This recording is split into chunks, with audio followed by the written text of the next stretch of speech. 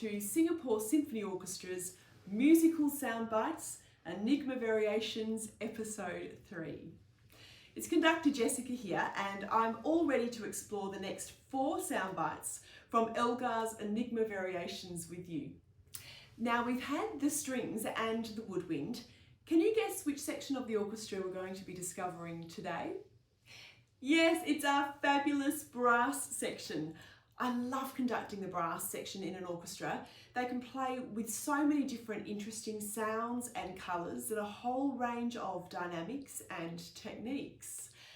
So Elgar wrote this composition for a pretty large symphonic brass section, which was made up of 4 French horns, 3 trumpets, 3 trombones and 1 tuba, which is a total of 11 brass players on the stage. Some conductors like the orchestras to set up a little bit differently, but most of the time the brass players will be sitting towards the back and balanced at each side of the orchestra. We'll add this to our map a little bit later. I wonder if you've ever looked closely at a picture of a French horn, or a trumpet, a trombone or a tuba.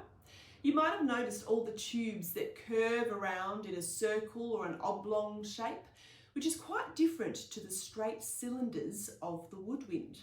So how do brass instruments actually make their sound? Well, they make their sound through vibrating their lips together to make a buzzing sound, and then blowing down the tube of the instrument using a metal mouthpiece. The vibration between the lips and the mouthpiece causes the air to vibrate as it passes down the tube of the instrument. Shall we see who our special brass guest is today? Hello Matt, and welcome to Musical Soundbites. Hi Jess, how you going? Very, very well, thanks. Hi everyone. Wonderful to see that you brought your trombone in for us today. Yep. The Elgar has, as we know, it's got French horns and trumpets and trombones and a tuba. This is a fantastic instrument. Can you tell us how it works? Well, this is the trombone, and unlike the trumpet, in the brass family as well, we don't have valves. We have a special thing called a slide. And like all brass instruments, we blow through this, our mouthpiece. Yeah. And we kind of purse our lips together, blow air fast through, and it vibrates together. And so we kind of get this sound. That's how we make a sound. And then I put it into this mouthpiece, which kind of controls my sound a little bit.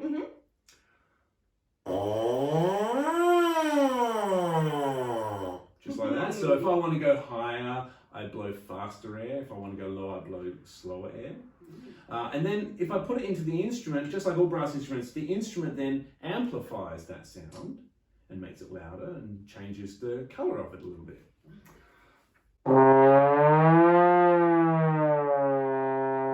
Just like that.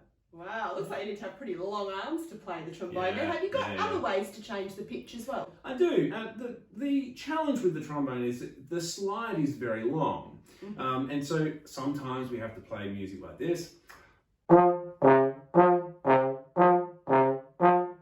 that can get a little tiring. So we have this little extra tube system here, and we call this a trigger system. And so when I push this down, this set of tubes gets opened up, and it's exactly the same length as when I extend my slide all this way.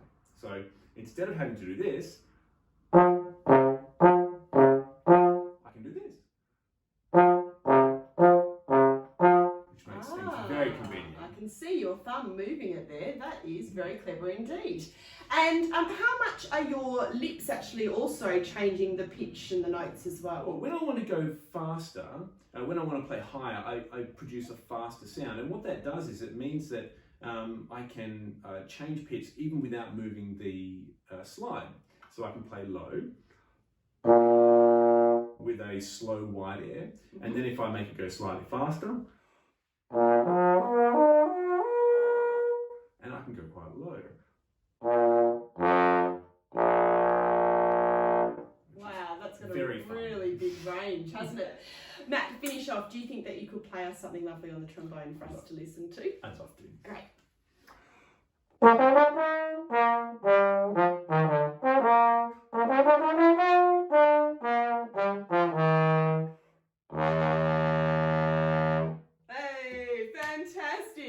so much, Matt, for coming in today. Thank you for having me. Bye-bye.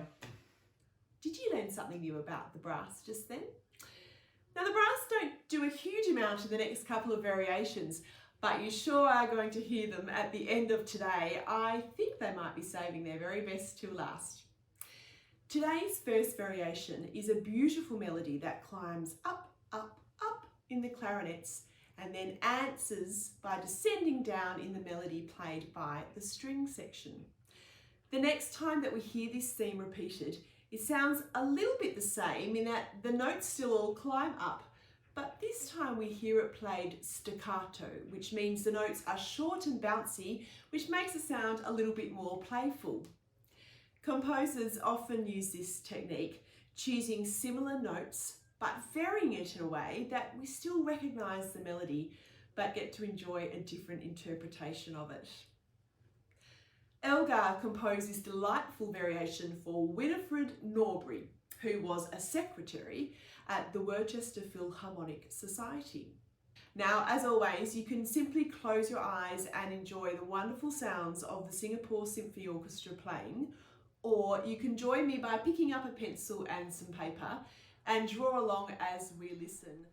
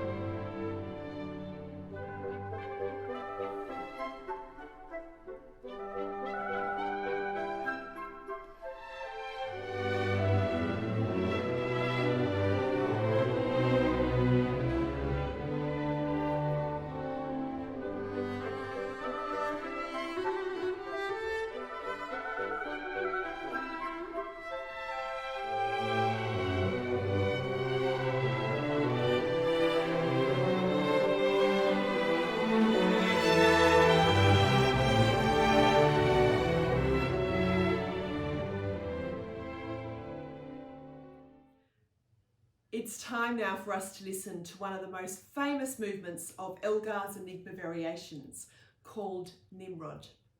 It starts with just one single note held in our first violins. They hold the note G, and from that grows one of the most beautiful variations of the theme that we first heard at the start of episode 1.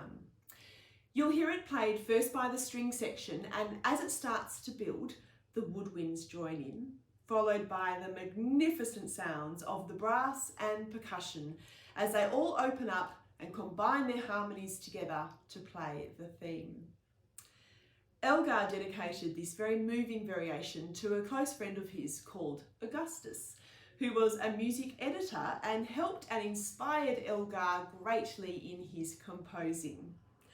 At the top of the piece, the score tells the musicians to play Adagio, which means slowly. I was thinking I'm going to do some slow drawing of colours and patterns to the music for this one. Perhaps you can join in. I thought I would start with very little circles when the music is soft and gentle, and then gradually get bigger as the music grows. It's kind of what I would be doing when I conduct it.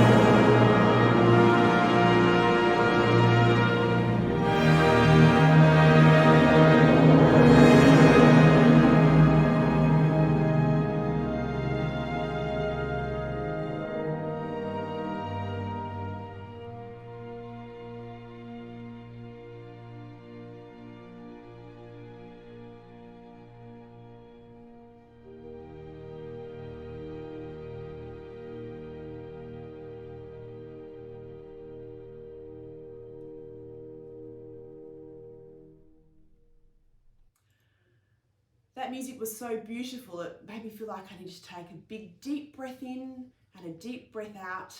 I felt all calm inside. Do you ever listen to music when you want to feel relaxed or maybe to help get you to sleep at night? Well, there'll be no sleeping in this one because it's time to see what Elgar wrote next. This variation has a very musical name. It's Dorabella.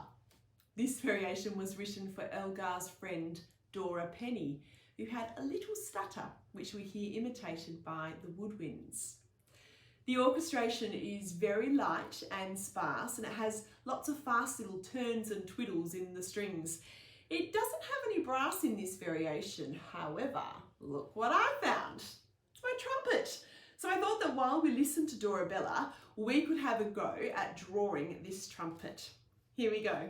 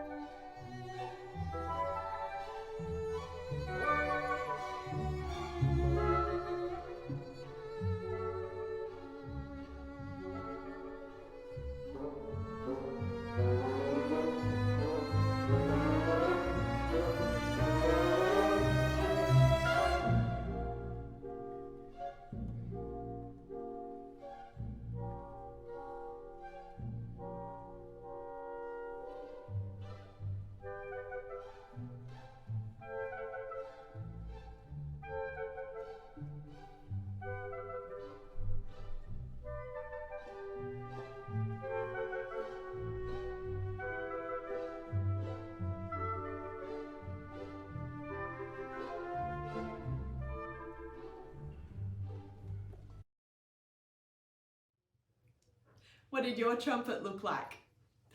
Well, this is such a fun variation and a very funny story to go with it.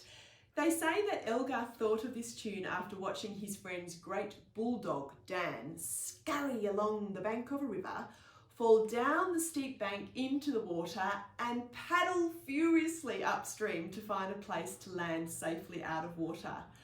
And when he does, he gives an almighty proud roof. If you listen carefully to the music, you might be able to hear all this action in just the first 6 bars. Now, listen as the brass section really comes to life in this one. I bought my toy dog to listen to this one too. Do you think Dan looked a little bit like this? I thought we could see if together we can draw Dan the dog racing along the river. Perhaps you can send me your picture.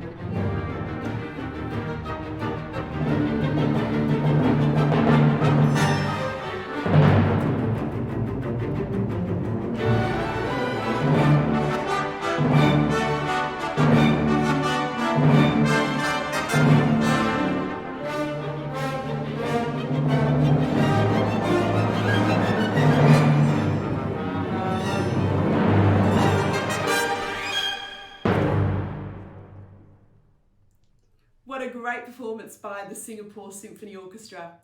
That's all we have time for today, but I'll be back to finish the whole piece with you next Sunday at 3 p.m. I hope you can join me. If you've missed any of the episodes, remember you can visit me again on SSO's Facebook or YouTube page. And if you would like to share your pictures with me, especially of Dan the dog, or if you have any musical questions, you can always reach me at outreach@sso.org.sg. Until then, from Dan and myself, have a great week. I'll see you next Sunday.